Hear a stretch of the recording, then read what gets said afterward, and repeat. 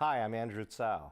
In this episode of Backstory, we're going to see a series of animated short films produced by the University of Washington's Animation Research Labs. The ARL strives to advance the state of the art in animation through research, teaching, and computer-animated production.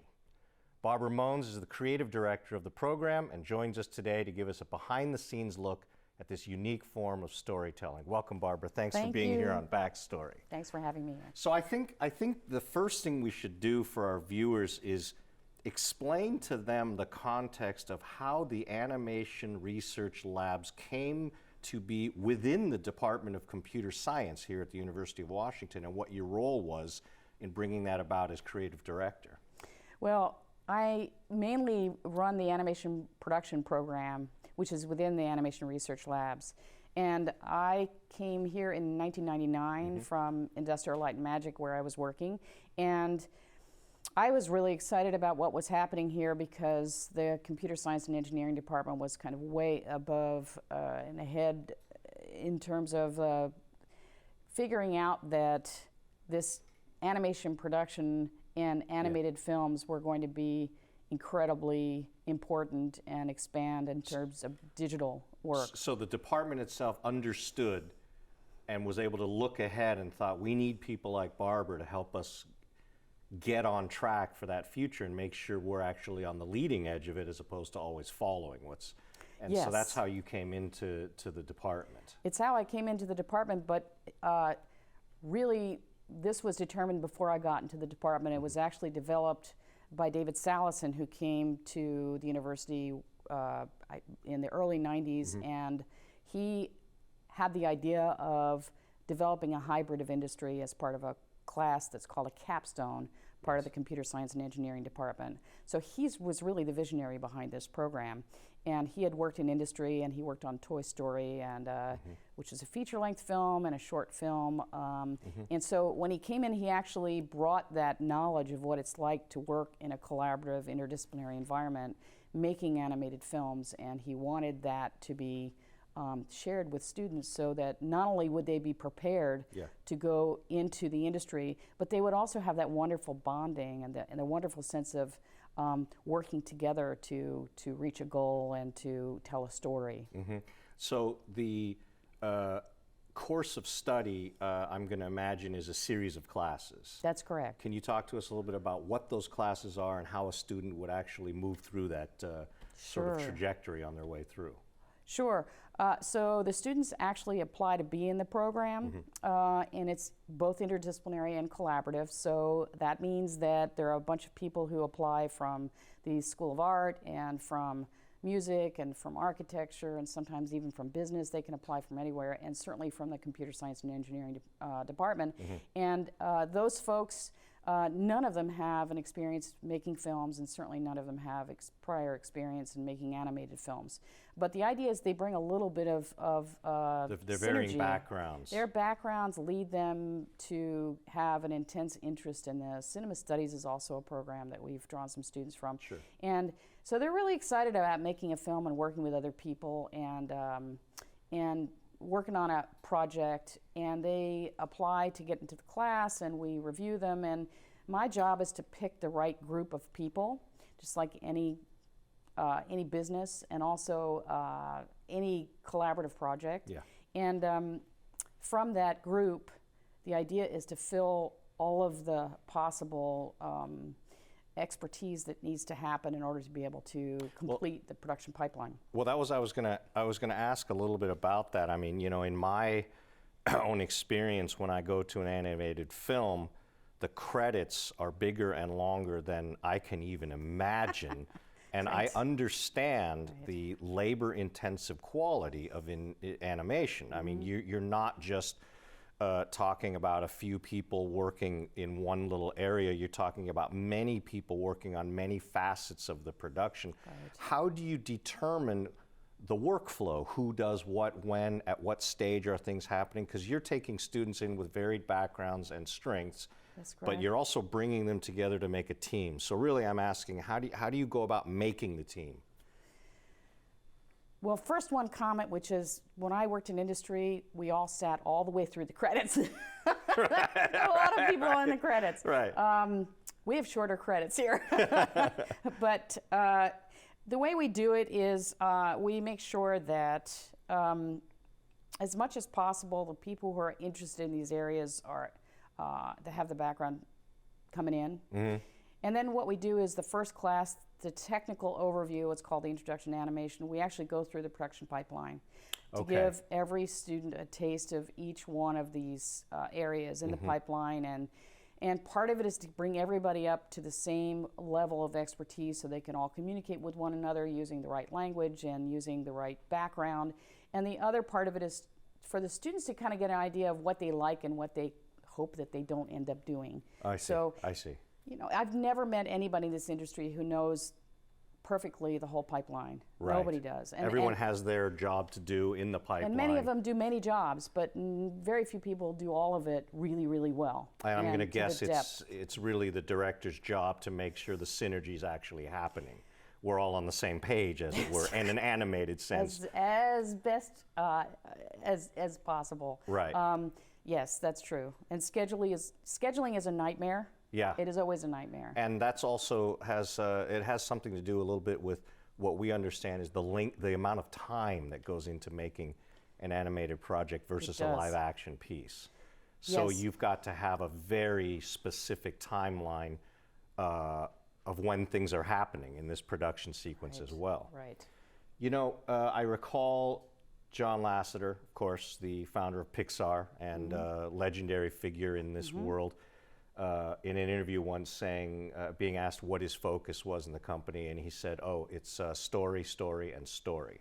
And you talked a little bit about the students coming in from a wide range of backgrounds, but at some point, and I know because I've seen the films that you make, the emphasis on story as how it informs each of those areas is very profound in what you're doing. I mean, you are not in a place where you're just animating to animate. You are animating stories in a fundamental way with a lot of understanding. How do you bring that understanding to these students that come from a wide range of backgrounds? And most of them are not coming from a dramatic background. Right? They're coming from a more technical background, and yet they've got to make that leap to understand what story is all about. Well, John Lasseter is a genius, and I agree with him wholeheartedly. To me, in particular, story is really, really critical, and it takes a long time to learn how to apply story concepts to animated films, but we're all kind of innate storytellers, and I think that there's an interest in all of us in sharing these stories, and so that's where we start. We actually have a summer course, and not everybody's required to take it, but the course is about story, and we show films, we analyze films, we have students tell stories. This is a class in the computer science department on it is. story? Yes. It's the technology of animated stories. People wonder whether we are integrated at the University of Washington. I can't think of a better way to make the point that on a summer's day, you can go to the computer science department and hear people talking story. That's fabulous. There is technology to story. There is an amazing underpinning of technology to story. And story is the glue that holds it all together. Right. And there are many unsung heroes that support technology development so that story is clear. Yeah. And there are also folks that have to learn how to act and to act through their characters. And so the summer course also involves some acting. It also involves some improv. It also involves the use of some homegrown technology that we've developed called the cinematic sandbox for pre-production. So it's the pre-production phase. Can you tell us a little bit what cinematic sandbox? I'm interested. I could bring my bulldozer. I'm very excited about it. Tell me about it. So for years I was quite frustrated because there is no place in our curriculum, because it isn't a computer science and engineering department in a university, for the kind of creative development for pre-production. How do you design the film, and how do you design the characters so they're coherent? How do you develop the set? How do you test and experiment with all these things? And most of all, where do you place the camera and the sequence of shots? And so we tried to use the tools that were currently available, and we found that they were not available to us, so we just You made your own. Grew it in-house, and Yeah. that's one of the wonderful things about being in a computer science and engineering department. And so we use a game engine, we use Unity, and we actually have a tool that we can sketch out and experiment with several different characters, and we can bring in facial expressions, libraries of facial expressions. We can change the camera in real time. This is all in real time. We can build sets. We can essentially tell the story and change the story very, very quickly. In a rough form, and really All it's in a rough about form. laying it out so that you can go to the next step. Quickly. So that you can quickly look at it and say, right. okay, here's an idea we might be able to run with. Here's one not so much. Let's see where this Exactly. takes us. So a lot of this is discarding what doesn't work. Yeah. And putting it in the hands of student cinematographers Yeah. and animators, and letting them learn about what's the best pose, what's the best orientation, and what's the layout that's Yeah. going to work the best. And these things take forever if they have to go through the full pipeline. So we just kind of did it using this real-time environment, and it's worked incredibly well. Yeah. And it's really helped that whole process become more creative, and we can move a lot quicker, and we can get a lot farther down the story pipeline before we even get into the introduction to animation in the fall. You know, it just gives us a little bit of a glimpse into how labor intensive this really is, and it recalls for me another interview I was reading pretty recently. It wasn't from last year, but it was someone else, I think, involved with the film Up, and they were asked about the process and the making, and they said, well, you have to understand, in our studio we go on the premise that we're just going to assume that it sucks. And we are going to work and work and work and work until everyone in the room comes and goes, you know what? That doesn't suck. And that's how they discard it. That makes sense. I mean, it was such a funny way of looking at it, but I was like, there's some wisdom in a phrase like that. There's a tendency to think that what you think works is clear to an audience. There you go. And that is more often not true. It needs to be tried and tested. I think it needs to be tested, and so we bring in what we call fresh eyes all the time. Somebody who sits there, and we don't tell them anything, and we say, so what did you see? Right. And that can be really deflating, but I'd actually rather have that happen before a large audience sees it, and that really helps you move forward. And it also helps solve a lot of debate about what's the best way to go. Right. Because you can show people various different options, and they either get it or they don't. Exactly. Right? And so if they're folks that you trust their judgment and they really don't get it, then you have to really rethink some things and start a little bit farther behind. And that's one of the other reasons for the cinematic sandbox, which is it actually helps you when you get into production. A lot of these questions should be answered. Your story should be clear. Your theme should be clear. The heart should be in the story. All the details are not done, but a lot of the production is simply bringing a vision to light that's already clear. It's just somehow really beautiful that, you know, on the leading edge of storytelling technology, meaning animation and its brethren in the world of 3D and all that, it doesn't go anywhere without being hand in hand with the oldest of human tools, which is storytelling. That's remarkable. We're going to take a short break here. We'll be right back. Welcome back. Right now we're going to watch a sampling of 5 short films from the UW's Animation Research Labs. Be sure to stay with us afterward because we're going to hear more from director Barbara Mones.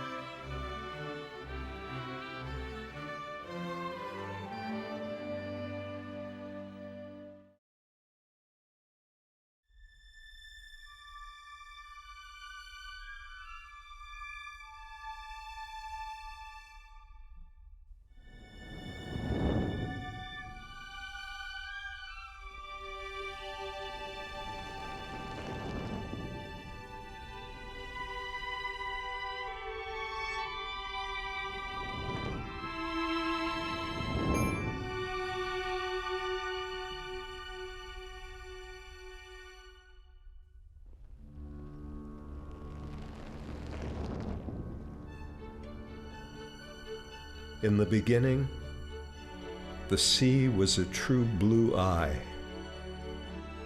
with the sun in the center by day, and the moon in the corner by night. Bright fishes swam in and out of the sun, dark turtles crossed over the moon, and all was well in the world. Then came a boy with a bow, whose dream was to shoot out the sun and the moon with a single arrow. And day by day he would bend his bow to the sky. But the bow broke, and the arrow fell untrue. There must be something wrong with the curve of my bow, the wood of my arrow, the boy thought.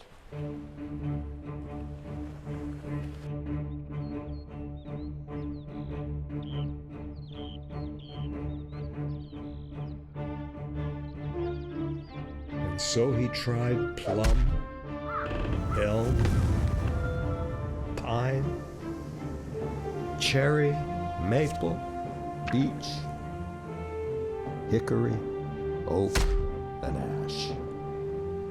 But none would give him a curved bow, a straight arrow he needed. One day, the boy saw a tree in a little clearing, and it had sprung branches and twiny roots. And the fruit of this tree was like golden suns. Next to this tree was another, and its limbs were long and smooth with shapely roots. And the fruit of this tree was like round silken moons. In the sun tree, gold bees, lion-headed and maned, roared and hummed as they bore through their hives.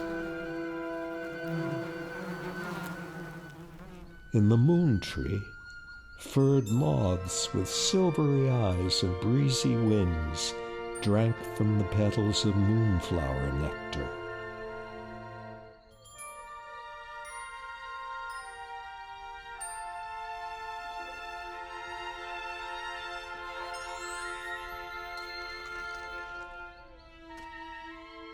Seeing the two trees, the boy drove away the bees and the moths by fanning thick smoke into their leaves. And he felled the two trees with the double-edged axe. From the sun tree, he carved an incredible bow that would bend round as the seasons of the sun.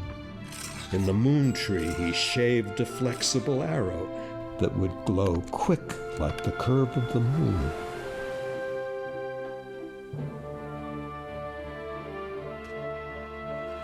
And the boy laid on his back in the grass by the side of the sea,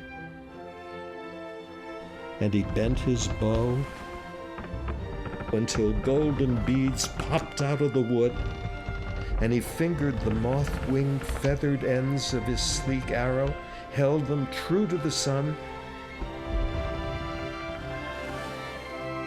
and let go.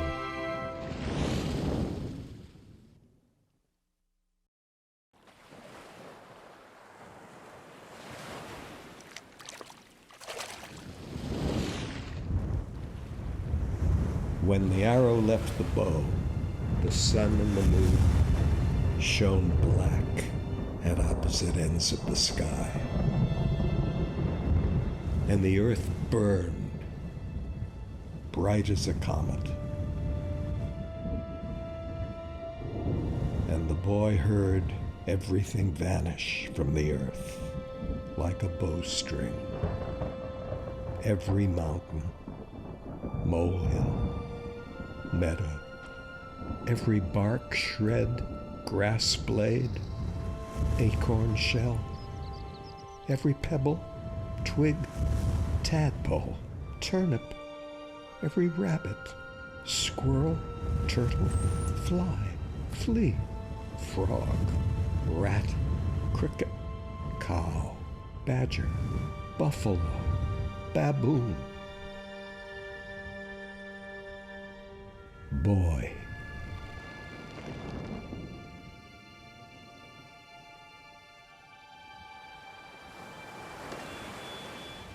In the beginning, the sea was a true blue eye, with the sun in the center by day and the moon in the corner by night.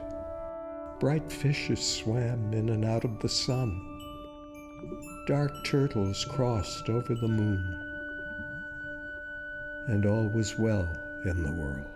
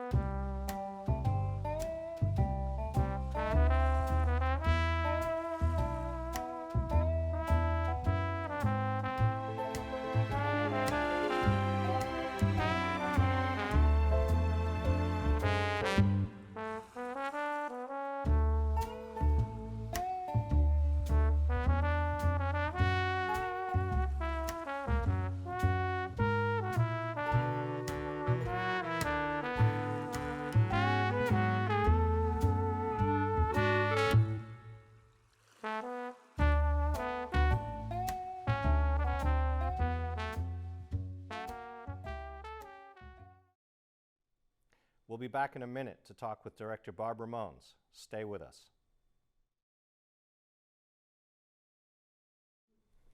That's a great sampling of work, Barbara, and we should tell our viewers that one of the films that we want to talk about we didn't show because it's been selected to premiere at this year's Seattle International Film Festival, and it's a film called Catch and Release.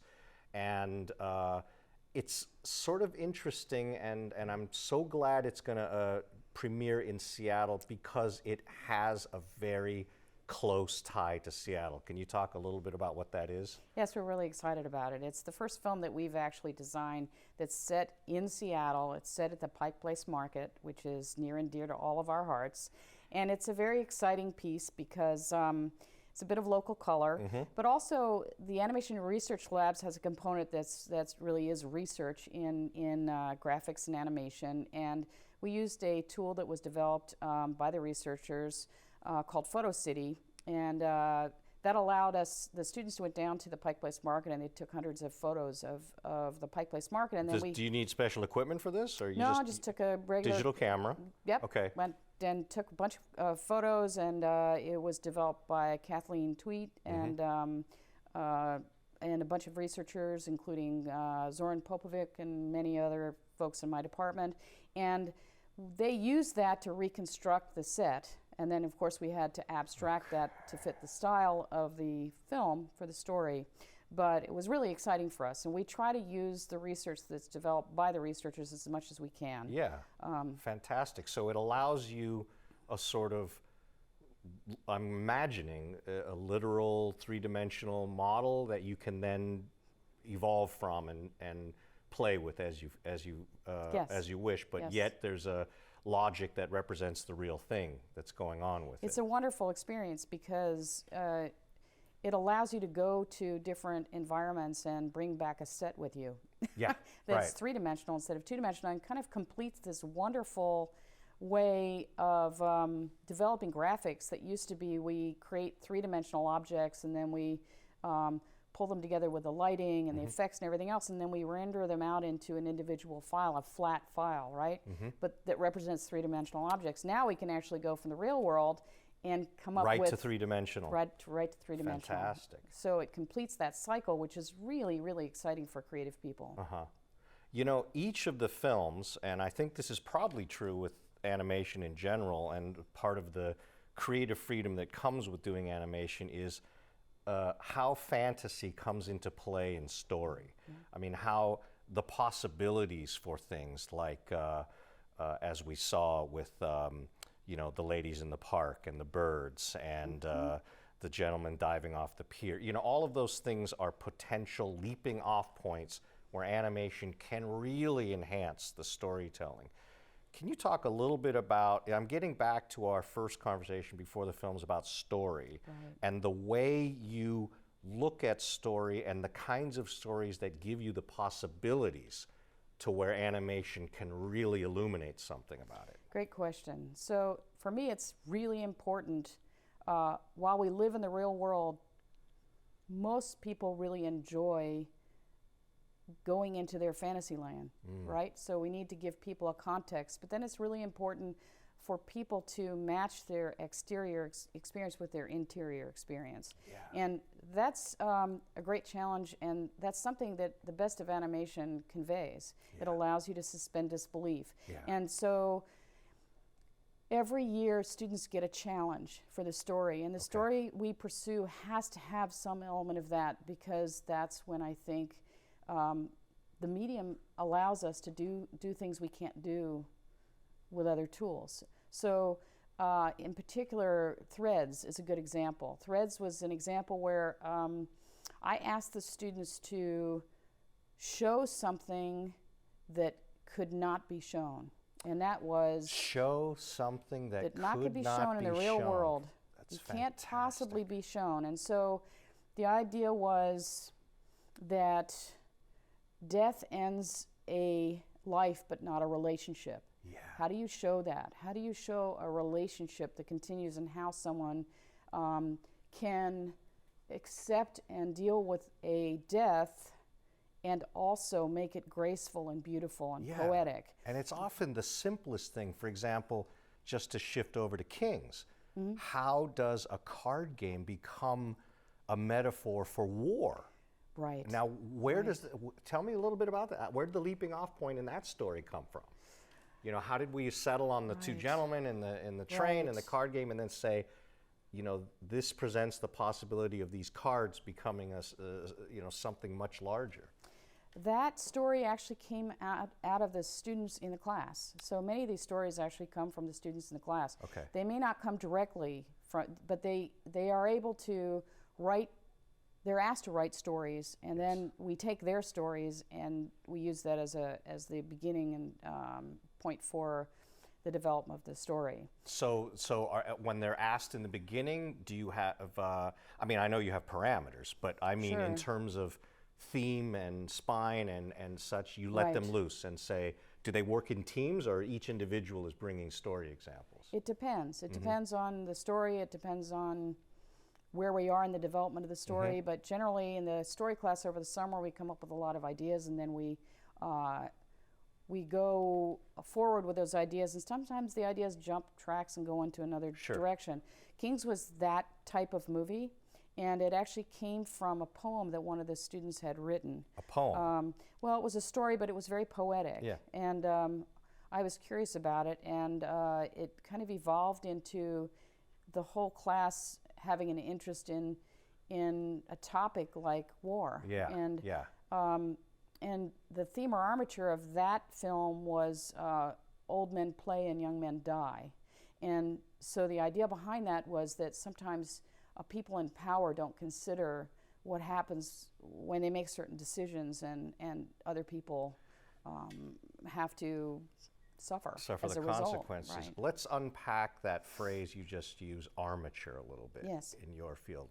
What's that all about? So I got the term armature from one of the story consultants that I work with most consistently. His name is Brian McDonald, and he developed that term, which was very helpful in the class, because the idea of a theme is a terrific idea, but it doesn't necessarily imply that it reaches into every area of the story and holds the story up, which is what an armature does. Right. And so we think of an armature as critical, so that we can actually reach down to every component of the story and say, does this fit? Does this help our story convey on a level where not only does it speak to a general audience and as kind of a broad overview, but every single detail fits this armature. I understand in the theater we use the term, what is the spine? You know, we say, we ask the actor, the director, the designer, everyone involved what the spine is, and we also insist that the spine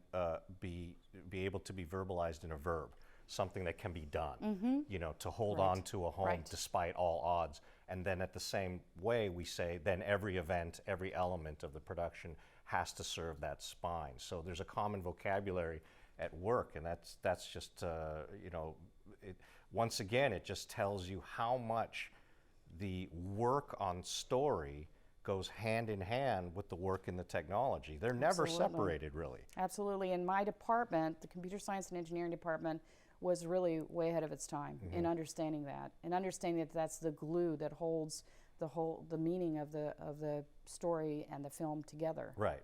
Well, you know, we've been through the 20th century from, you know, the wonderful inventions of Georges Méliès to, I think about the stop motion claymation of Ray Harryhausen that I grew up with, Jason and the Argonauts, to the idea of Robert Zemeckis' performance capture, like in films like The Polar Express.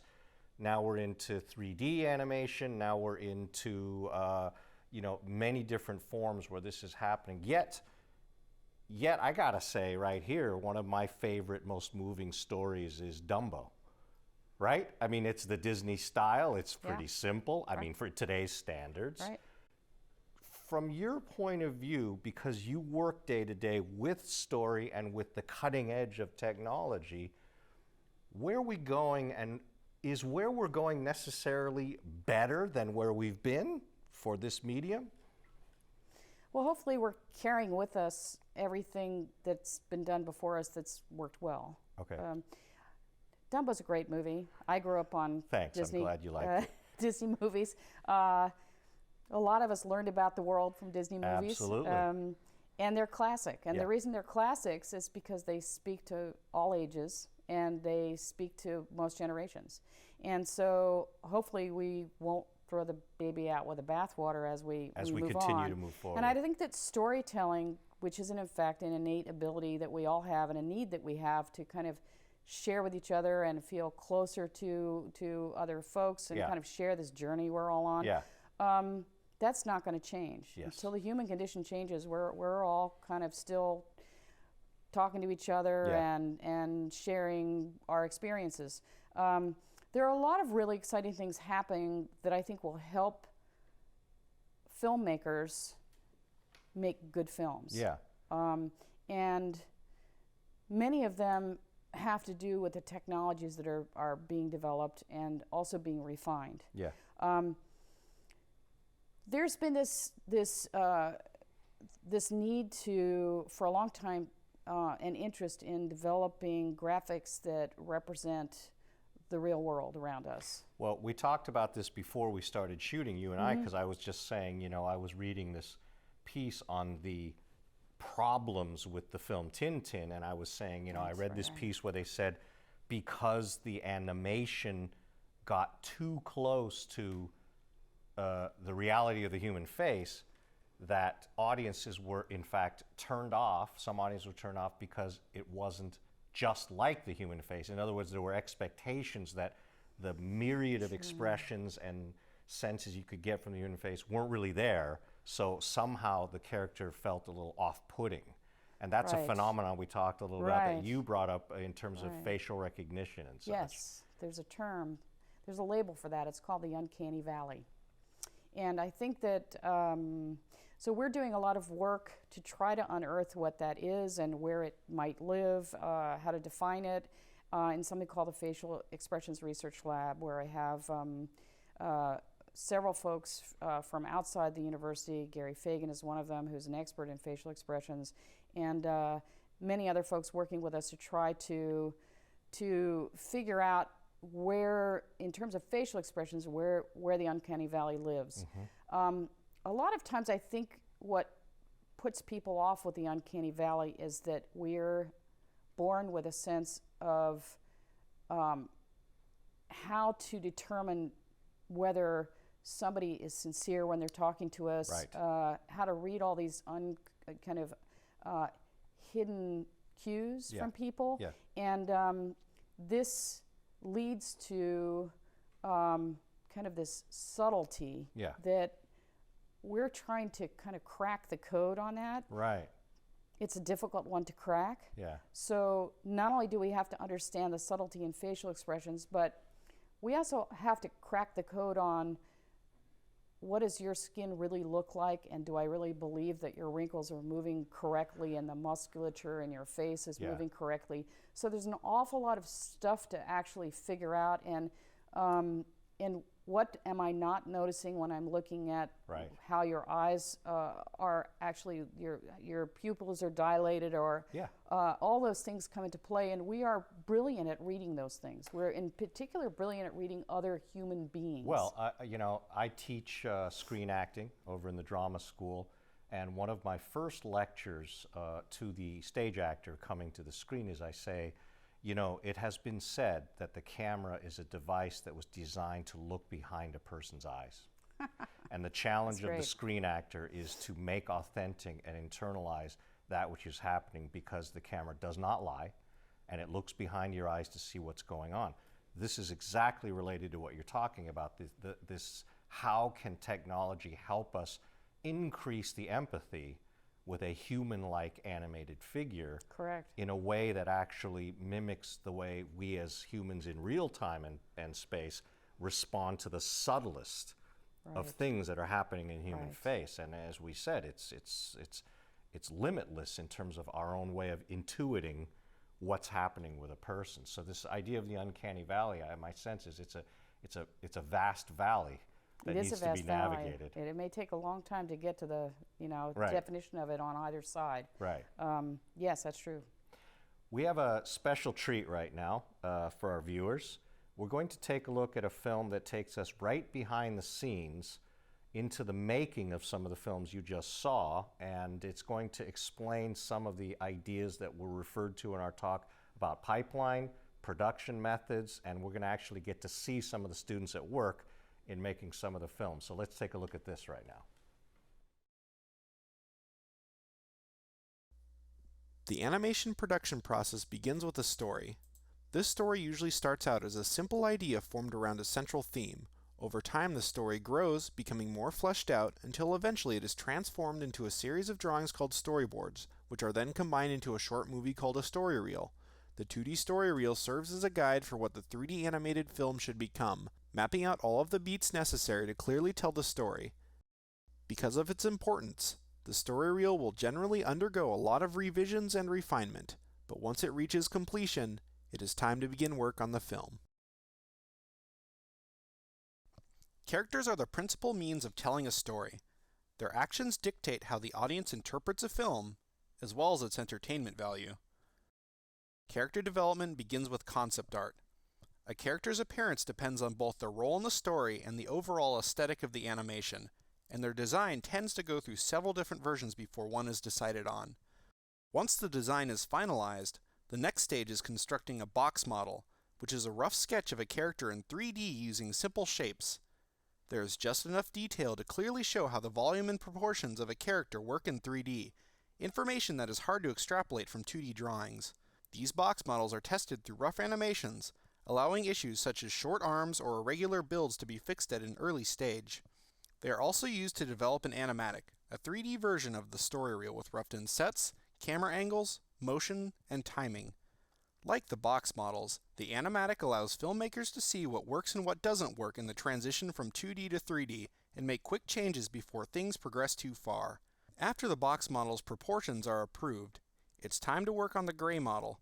This more detailed model is based directly off the concept art and will evolve to represent the character as it appears in the film. Certain sections of the model are developed from scratch, such as the head, while other parts are based directly off the form of the box model, such as the body. When painting the gray model, generally referred to as texturing or shading, the color scheme starts with that of the concept art. However, it usually goes through several different versions before an ideal palette is selected. With the final model constructed and the texturing complete, the next step is to get this now static character model into a movable state through a process called rigging. The first part of rigging involves binding the model to an underlying skeletal structure. Certain parts of the character model are assigned to certain bones, such that when the bones move, the model moves. The second part of rigging involves setting up a control structure so that animators don't have to directly interact with the bones. For them, it is more like moving a puppet. The final step of breathing life into a character is making them move. The multi-stage process of animation goes from using the timing and composition established by the animatic to taking video reference,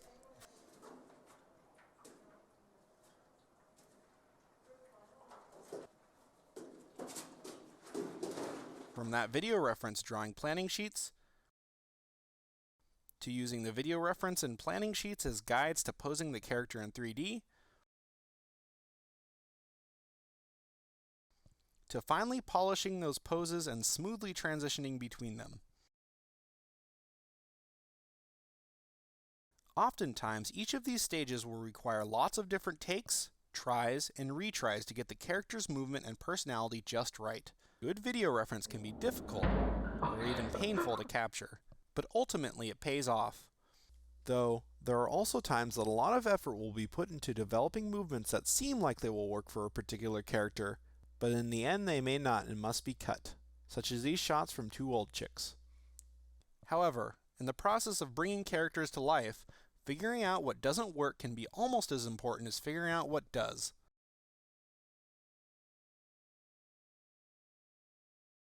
Another major challenge in animation production is pinning down the look and feel of a film. This means designing all of the film's elements, the props, set layout, camera angles, and lighting to fit within a coherent aesthetic, set the appropriate mood, and ultimately tell the story more clearly. Figuring out how elements should look individually as well as in relation to each other can take a lot of work. For this shot from The Boy with the Century Bow, many different aesthetics in camera, lighting, and shading were experimented with by different groups of students in order to provide various options for how different scene elements should look. Defining the look and feel of a film can be just as much of a technical challenge as an aesthetic one. In one sequence of threads, quilts on a wall gradually come to life. Multiple elements of scenery had to grow out of nothing, working together for the best visual effect, all the while moving at the correct speed so that the 2D imagery being projected on the 3D quilts would be properly captured by the main camera. The final result is something that properly conveys the magical look and feel required by the story at its most climactic point.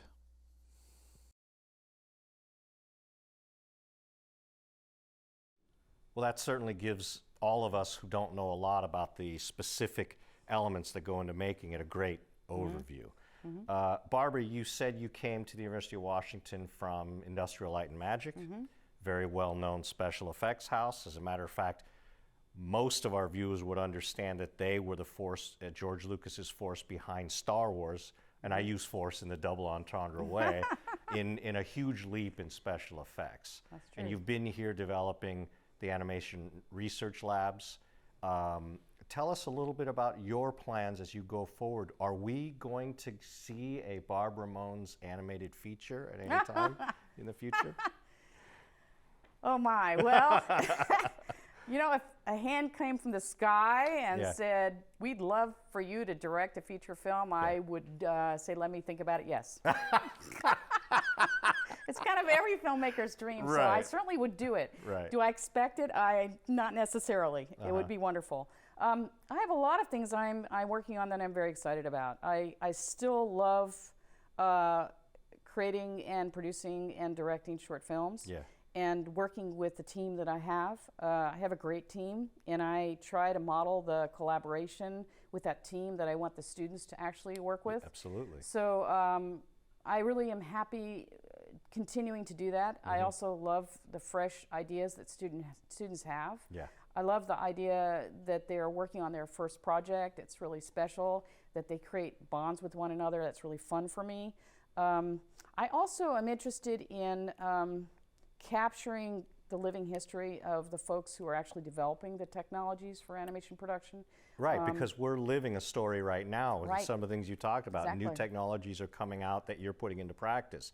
So you want to document all of that as it goes forward. I do, and these are sometimes unsung heroes because many of them have won Academy Awards and people don't know who they are. We focus on the directors who are very important and the actors who actually act in the movies. But we don't necessarily talk to the folks who enabled these films to talk to us, to reach us. And so I would love to be able to capture that and to make sure these folks can share a lot of their background and interest. And so that's another interest of mine.